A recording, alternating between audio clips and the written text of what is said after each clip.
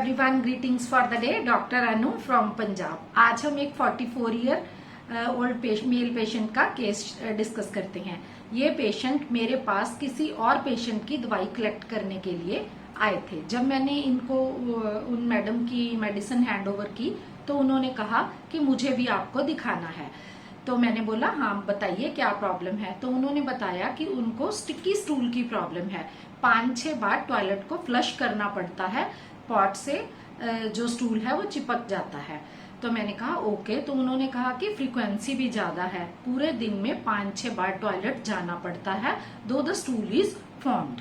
तो उन्होंने कहा कि इन्हीं मैडम ने मेरे को बोला था कि तुम भी वहां दिखा लेना। तो मैंने कहा ओके, इसका मतलब आपने अभी तक इसकी कोई दवाई नहीं की? तो उसने कहा नहीं मैडम, मैंने आज तक इसकी कोई दवाई नहीं ली, दो ये प्रॉब्लम मेरे को बहुत टाइम से है। तो मैंने कहा ओके।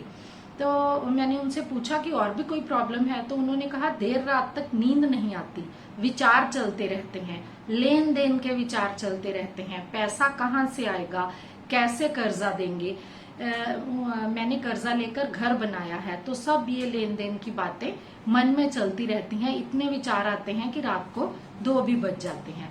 तो मैंने कहा ओके, और कोई जो आपको अपनी बीमारी के लिए मेरे पास आए हैं उसको लेकर और भी कोई स्ट्रेस आता है?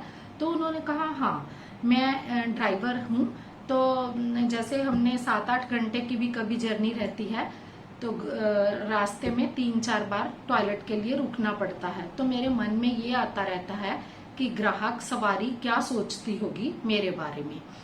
तो मैंने कहा ठीक है, और भी अगर कुछ आप मुझे बताना चाहते हैं तो बता सकते हैं। तो उसने मुझे कहा कि जो ये सब बातें हैं क्या ये सब पेट से रिलेटेड है? So this was the case, please analyse the case, then we will discuss the rubrics.